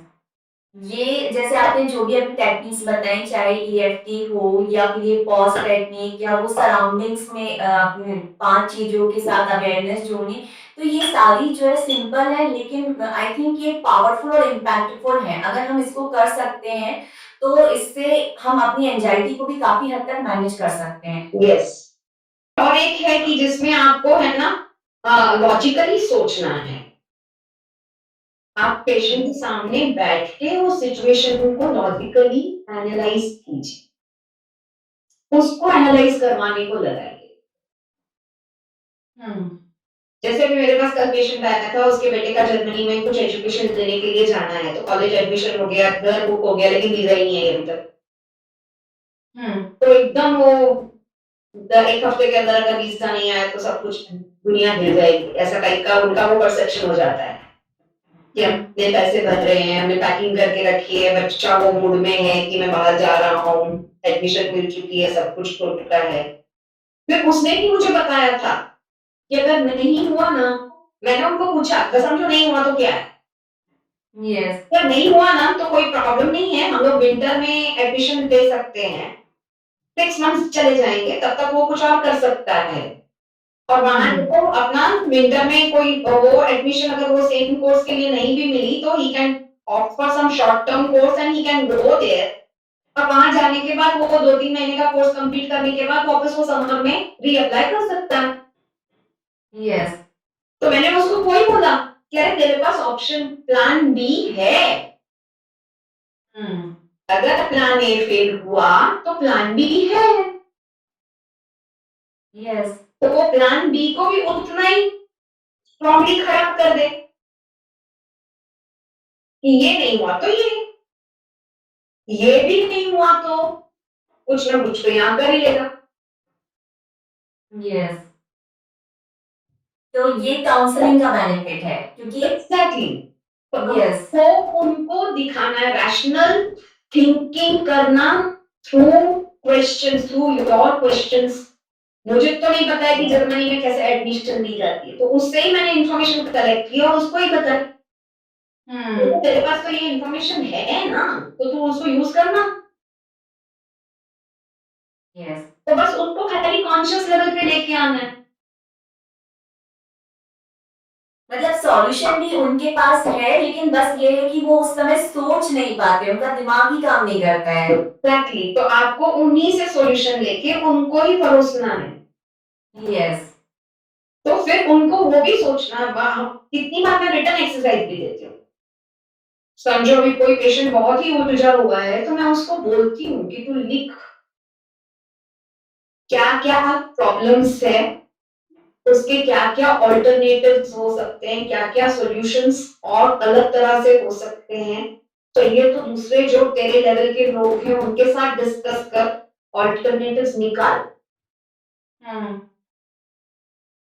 या किसी को नए कोर्स में एडमिशन लेनी है, मेरे को हो पाएगा कि नहीं, मैं कर पाऊंगा कि नहीं, अपने स्ट्रॉन्ग पॉइंट्स देखो, take it as a challenge. आप डर के बैठते हो तो आपको लेने में वो एक प्रोक्रेस्टिनेशन आ जाता है, आप डिसीजन नहीं ले पाते हो, आप कंफर्ट जोन में चले जाते हो। लेकिन if you take it as a challenge, worst outcome क्या होने वाला है?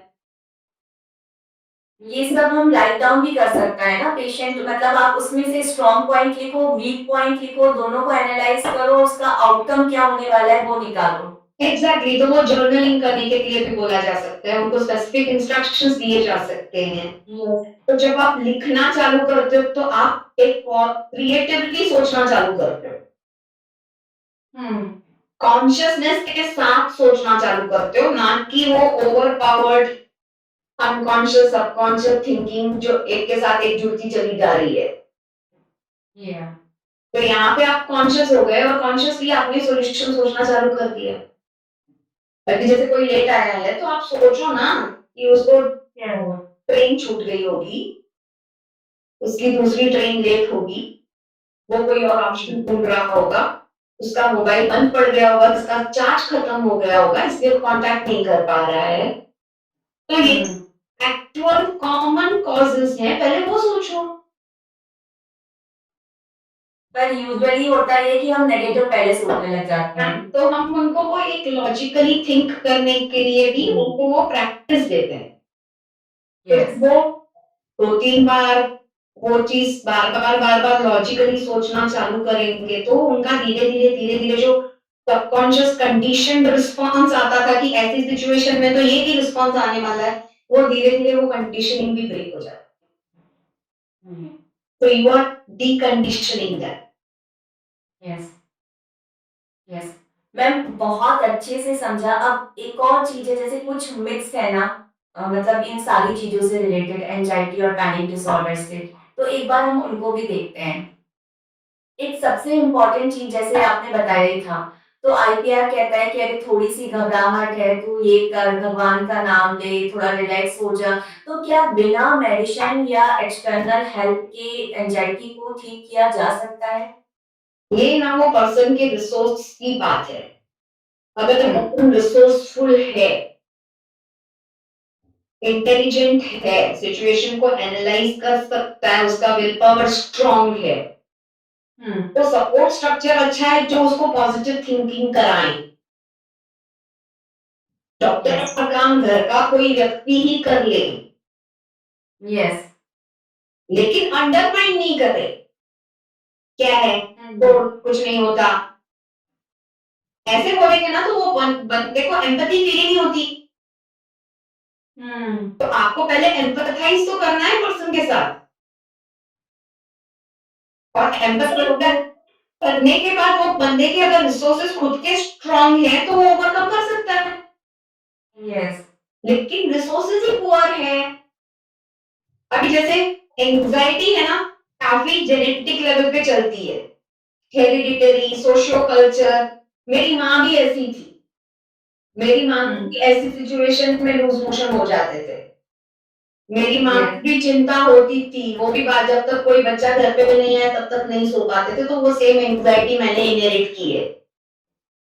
तो अगर आपके सराउंडिंग में भी वैसे ही लोग हैं तो आपके लिए वही भी चीज कॉमन है, तो आप वो साइकिल को ब्रेक कैसे कर पाओगे?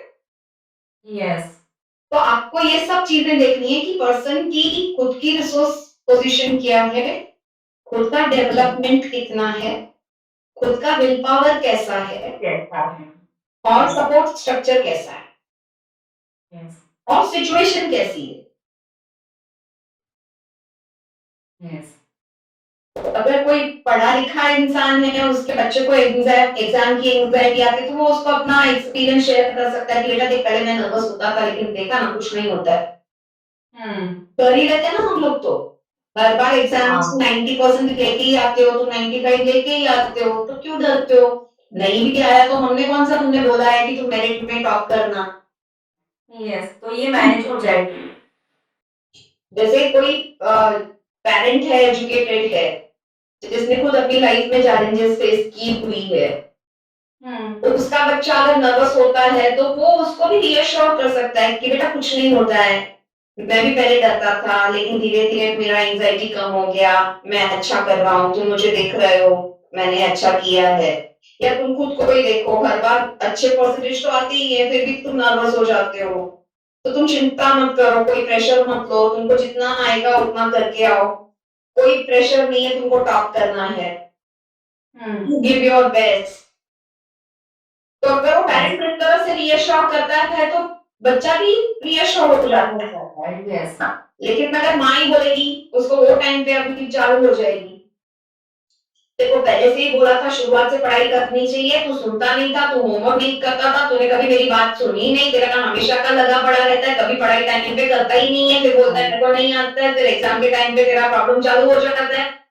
अरे लेकिन वो बंदा अभी जब इमरजेंसी में है, तो आप वो टाइम पे आप उसको ब्लेम करके उसको और निगेटिव फ्रेम में डाल के क्या मिलने वाला है?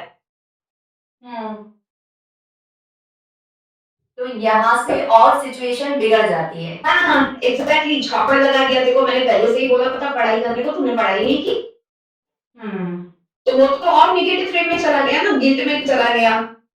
तो Yes. इस तरह से अगर सपोर्ट स्ट्रक्चर आपके पास है जो एक फिजिशियन का रोल, फ्रेंड का रोल प्ले कर सकता है, तो फिर आप उसमें से without treatment, without any other aid निकल सकते हो, क्यों नहीं निकल सकते? कुछ लोग Yes. कहते हैं कि मुझे अभी इसको ओवरकम करना ही है, जैसे स्टेज फ्राइट है, आप मान लो कि मुझे करना ही है, कैसा भी मैं करूं। मैं खुद स्टेज फ्राइट था, मुझे तो एलोकेशन वगैरह के टाइम पे I never used to take part, मैं भूल जाती थी, फंबल हो जाती थी, तो मैंने लेकिन जानबूझ के लेना चालू कर दिया पार्ट। Yes. क्या होगा? नहीं बोल पाऊंगी, कोई हंसता थोड़ी है, बहुत मॉर्बिड लोग होते हैं जो मजाक उड़ाते हैं या जो हंसते हैं, Yes. तो सब लोग सिंपैथाइज भी करते हैं, बेचारा नर्वस हो गया। इवन टीवी रियलिटी शोज में कोई नर्वस हो जाता है तो कौन हंसता है? नहीं हंसते हैं। जजेस पहुंच जाते हैं, उनको हक करते हैं, उनको पानी पिलाते हैं, उनको रियश्योर करते हैं, ऑडियंस भी नहीं हंसती, सब स्टिल हो जाता है। तो ये जो फोबियाज है वो अपने को निकालनी है।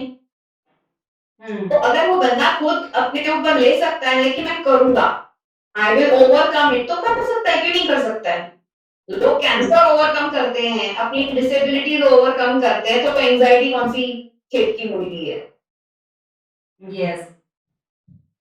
और इस मतलब जो सेकंड मिथ है मैं पूछने वाली हूँ वो इसी से रिलेटेड है, जैसे हम कहते हैं ना mind is a good servant but bad master, ये ट्रू है फॉल्स?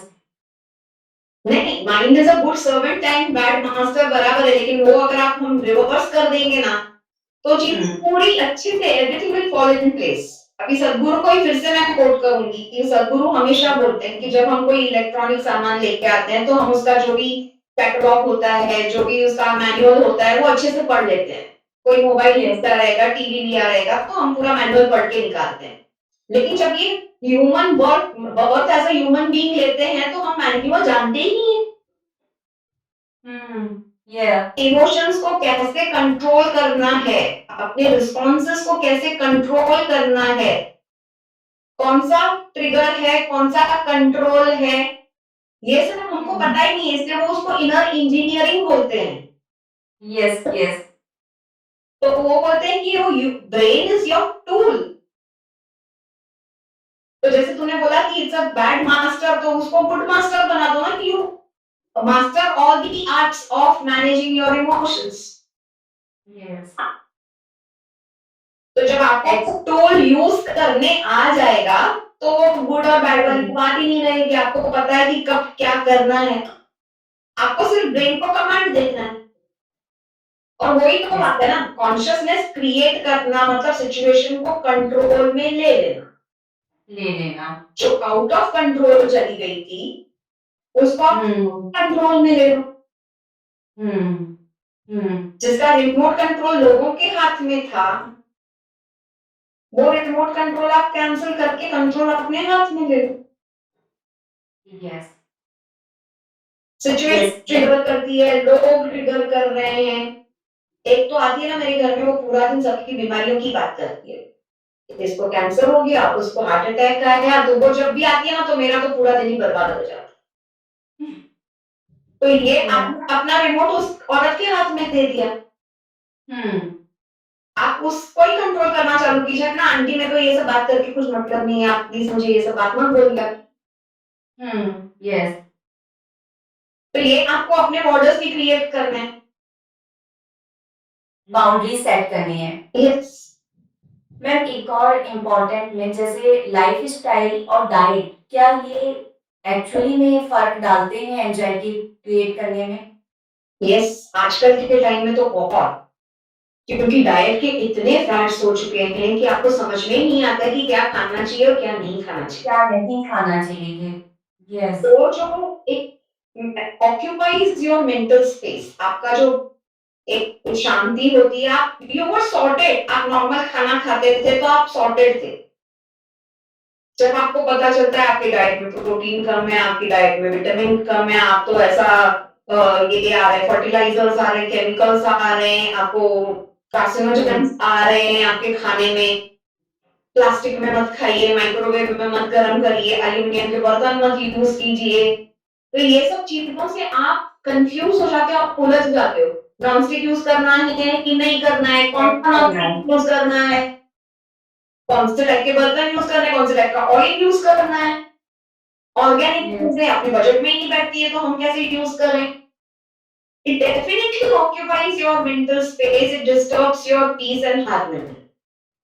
ये सोशल मीडिया का एक साइड इफेक्ट है, ये बहुत ज्यादा। और इतने सारे वीडियोस, इतने सारे कॉन्ट्राडिक्टरी व्यूज, एक बोलेगा चाय के अंदर तो एंटीऑक्सीडेंट्स है, आप चाय पीजिए, तो बोलेगा नहीं नहीं चाय तो टोटली बंद कर दीजिए, वो तो जहर है। यस। तो इस तरह के कॉन्ट्राडिक्टरी व्यूज जो है ना वो आपको कंफ्यूज कर देते हैं। फिर अगर एक बंदा आपके घर में इस तरह का वो डाइट कॉन्शियस पैदा हो गया तो वो आपकी जिंदगी को हिला के रख देगा कि क्या खाना है क्या नहीं खाना है। तो बेसिकली आपको ये सोचना है एवरीथिंग इन मॉडरेशन। जो कभी हमेशा बोलती है लोकल प्रोडक्ट्स खाइए, आप फ्राइड की जगह पे एयर फ्रायर में डाल के खाएंगे उसका कोई स्वाद भी नहीं आएगा, कैलोरीज भी बढ़ जाएगी, कुछ मतलब नहीं है। वही चीज आप ट्रेडिशनल वे में बना के क्वांटिटी थोड़ी रखिए, बैलेंस करिए, मतलब एक बैलेंस आप बना के रखो हर चीज में। एग्जैक्टली। और जहाँ पे लाइफस्टाइल का सवाल है तो लाइफस्टाइल तो पूरी हिली हुई है लोगों की। सोशल मीडिया की वजह से मूवी सीरीज लोग मोबाइल पे लगे पड़े हैं आधी रात तक, 2 बजे तक, 3 बजे तक लेट सोते हैं, सुबह को लेट उठते हैं, उठ के भागते हैं, टाइम मैनेजमेंट नहीं होता बराबर। यस, बिंज वॉचिंग आजकल चल गई है, बिंज वॉचिंग वेब सीरीज देखनी है पूरी। तो जो टाइम मैनेजमेंट अगर प्रॉपर नहीं होगा, तो अगर जाना है ऑफिस, आप 1 घंटा पहले उठ गए, आपने अच्छे से सब कुछ कर लिया और आप सॉर्टेड वे में नाश्ता वाश्ता करके फ्रेश होके निकले, तो आपका मेंटल फ्रेम भी सही है। आप 5 मिनट पहले उठते हो, ना नहाते हो, ना धोते हो, खाली कपड़े चेंज किए और भागे, ना नाश्ता खाया ना कुछ, तो फिर ना आपके ब्रेन को शुगर मिला है, आपको शरीर न्यूट्रिश नहीं है, नींद पूरी नहीं हुई है। अभी आप कोचिंग क्लासेस में जब जाते हैं, मेरे बेटे का पीटीएम होता है, तो कंप्लेन है कि सब बच्चे स्नो करते हैं, सब बच्चे सोए रहते हैं क्लास में, 7 बजे की क्लास में। तो वो पेरेंट्स को बोलते हैं आप बच्चों को सुलाओ, पेरेंट्स बोल बोल के थक जाते हैं, बच्चे सुनते कहाँ हैं। यस, पूरा दिन वेस्ट कर दिया सोशल मीडिया पे, रात को होमवर्क याद आया, होमवर्क लेके बैठे हैं, अभी पेरेंट क्या बोलेगा, होमवर्क मत कर, ऐसे ही सो जा। ये भी नहीं बोल सकते। एग्जैक्टली, तो वही होता है कि लाइफस्टाइल इतनी कंफ्यूज हो चुकी है, इतनी केओटिक हो चुकी है कि आपको टाइम ही नहीं है। लोग बोलते टाइम ही नहीं है आजकल। यस, सब चीजें ऑटोमेटिक है, सब चीजों के लिए वेट्स लगी हुई है, फिर भी टाइम ही नहीं है। क्यों? टाइम कौन खा रहा है? मोबाइल खा रहा है। टाइम बहुत है, लेकिन हमें टाइम मैनेजमेंट नहीं आता। एग्जैक्टली, तो जब टाइम मैनेजमेंट होता है, एक डिसिप्लिन लाइफ में रहता है, तो गाड़ी स्मूथ चलती रहती है। आपको पता है आपको इतने बजे उठना है, इतने बजे ऑफिस जाना है, इतने बजे खाना खाना है, इतने बजे रिटर्न हो रहे हो, रिटर्न होने के बाद आप थोड़ा सा टाइम मिला तो वॉक कर लिया, फैमिली टाइम स्पेंड कर लिया, तो उसमें आपका लाइफ एकदम स्मूथ चलता है, कम्युनिकेशन हो जाता है, बातें होती है। और आजकल सब लोग अपना मोबाइल लेके अपने अपने सर्कल में, अपने अपने वर्ल्ड में बिजी है। और मैं जब थक गई अपना स्क्रॉल कर करके, तो मैं जाऊंगी मेरे हस्बैंड के पास, तब उसका टाइम हुआ चालू, आप तो मेरे से बात ही नहीं करते, आपके पास तो मेरे लिए टाइम ही नहीं है। बच्चों का भी यही होता है, पूरा दिन लगे रहेंगे अपने फ्रेंड्स के साथ, अपने सोशल मीडिया पे कुछ ना कुछ देखते हुए, रात को आएंगे, मामा तू जो आती है बात ही नहीं करती है। अरे लेकिन जब मैं आई तब तुम तो अपने मोबाइल में घुसे हुए थे, ग्रुप कॉल चल रहा है। यस, ये सब वर्चुअली चल रहा है। अरे बाहर जाओ, नीचे उतरो, फ्रेंड्स को मिलो, खेलो, ओपन एयर में जाओ, नहीं, everything is restricted to one room. ये सब भी एंजाइटी क्रिएट करता है। हाँ बराबर है। मैं अगर कभी 1 घंटा मोबाइल पे बैठ गई, अभी आज मैं मीटिंग में बैठी हूँ, तो सब काम करके बैठी हुई हूँ, तो मुझे एंजाइटी नहीं है। अगर ये अचानक से कुछ हो जाता है, या मैं अपने हिसाब से सबकॉन्शियसली करती कि जब मैं रील्स देख रही हूँ और उसमें बिजी हो गई, फिर अचानक अरे 10 बज गए, मैंने नाश्ता नहीं बनाया, टिफिन देना है, खाना बनाना है, भाई आ जाएगी, बर्तन खाली नहीं किए, तो ये एक एंजाइटी चालू हो गई ना सीधा। कई लोग बोलते भी हैं, मैडम जब मैं 7 बजे उठ जाती हूँ ना, मेरा सब काम अच्छे से हो जाता है, लेकिन रात को 2 बजे तक जागी थी ना, रात तो सोने में मैं 7 बजे उठ ही नहीं पाई, फिर 8 बज गए, 9 बज गए, 10 बज गए, फिर अभी काम कैसे होगा? फिर वो एंजाइटी, बच्चे को तो 12 बजे भेजना है स्कूल, खाना ही नहीं बनाया मैंने, फिर वो एक के बाद एक सर्कल पूरा क्रिएट होता जाएगा। बराबर है। यस मैम, जैसे लास्ट में कुछ ऐसा, जिससे ऐसी 2-3 चीजें जिससे जो हमारे व्यूअर्स हैं, लिसनर्स हैं, जिनको इस तरह की प्रॉब्लम है और वो अभी स्टार्टिंग फेज में है, तो उसको मैनेज कर सके, कंट्रोल कर सके, ऐसा कोई मैसेज? आई थिंक मैंने टेक्निक्स तो सब बता दी है। सबसे पहली बात है कि आपको प्रेजेंट में रहना है, आपका माइंड क्लियर रखना है। यस, माइंड क्लियर करने के लिए आपकी चीजें एक सॉर्टेड, एक प्रॉपर रूटीन बना हुआ होना चाहिए आपका। जैसे हम रूटीन, एक फिजिकल रूटीन बनाते हैं, वैसा एक मेंटल रूटीन भी होना चाहिए।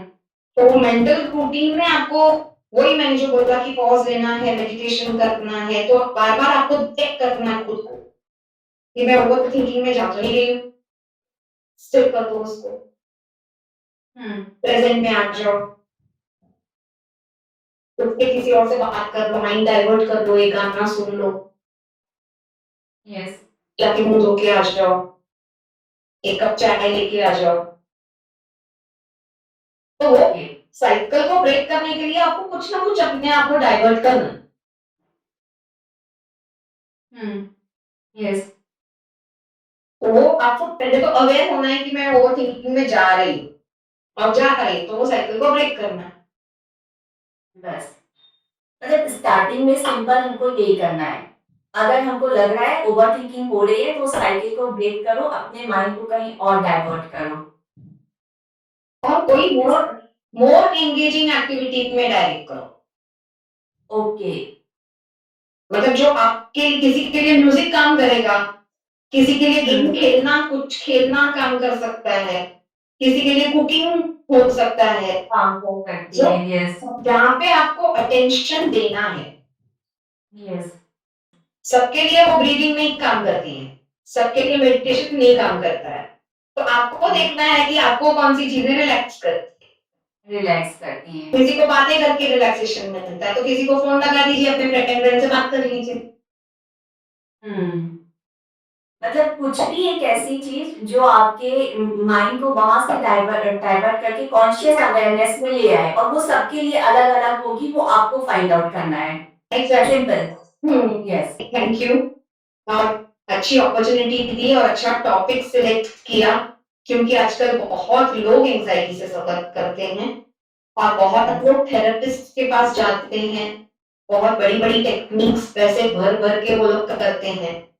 तो सिर्फ आपको यही सोचना है कि अपना अवेयरनेस को किस तरह से वी रिमेन अवेयर और in contact with our present situation and make our thinking proactive towards solution. Yes ये आदत डाल देंगे ना कि सॉल्यूशन ओरिएंटेड थिंकिंग रखनी है, चल हो गया, जो होना था वो हो गया, अभी आगे क्या कर सकते हैं, यस तो वो एक फॉरवर्ड थिंकिंग रखनी है। यस ये बहुत ज्यादा मैं फॉरवर्ड थिंकिंग बोलूंगी कि सॉल्यूशन ओरिएंटेड थिंकिंग बोलूंगी, मेरे पास क्या पॉसिबिलिटीज है, और वो आप सोचिए। Yes thank you ma'am, thank you so much. आपने मतलब आज सच में इतना वैल्यूबल इंसाइट्स दिए हैं, और इस टॉपिक पर जो कि कहना चाहिए कि आजकल मतलब हर फैमिली में, हर घर में किसी ना किसी को इस तरह की प्रॉब्लम है। तो उनको ये एपिसोड जरूर देखना चाहिए, क्योंकि मैम ने ऐसे बहुत सारी सिंपल चीजें भी बताई हैं, और किस तरह से हम जो है एक पैटर्न बन जाता है कि हम उसमें बहुत सारा खर्च करते हैं, जैसे मैम ने बोला अभी। और आप होम्योपैथी में उसके लिए आपको सॉल्यूशन भी मिलेगा, और आपकी प्रॉब्लम जो कहना चाहिए ना कि पॉजिटिव वे में जो है सॉल्व होगी। आपके चेहरे पर वो रिफ्रेशनेस दिखेगी, ना कि डलनेस दिखेगी। तो ये बहुत इंपॉर्टेंट चीजें हैं जो मैम ने हमें बताई हैं, प्रैक्टिकली भी, थ्योरेटिकली भी, और साथ ही साथ होम्योपैथिक पॉइंट ऑफ व्यू से। तो आप जो है अगली बार अगर आपको लगता है कि आपके किसी परिचित को या आपके किसी रिलेटिव को इस तरह की प्रॉब्लम है, एंजाइटी से रिलेटेड, पैनिक डिसऑर्डर से रिलेटेड, तो आप उसके लिए एक अच्छे होम्योपैथिक एक्सपर्ट के पास जाइए, एक काउंसलर के पास जाइए, और उससे हेल्प लीजिए। इसमें बिल्कुल भी संकोच मत करिए, और ना ही इसे इग्नोर कीजिए। Thank you so much ma'am, thank you very much for giving us your precious time, and stay healthy, happy and blessed.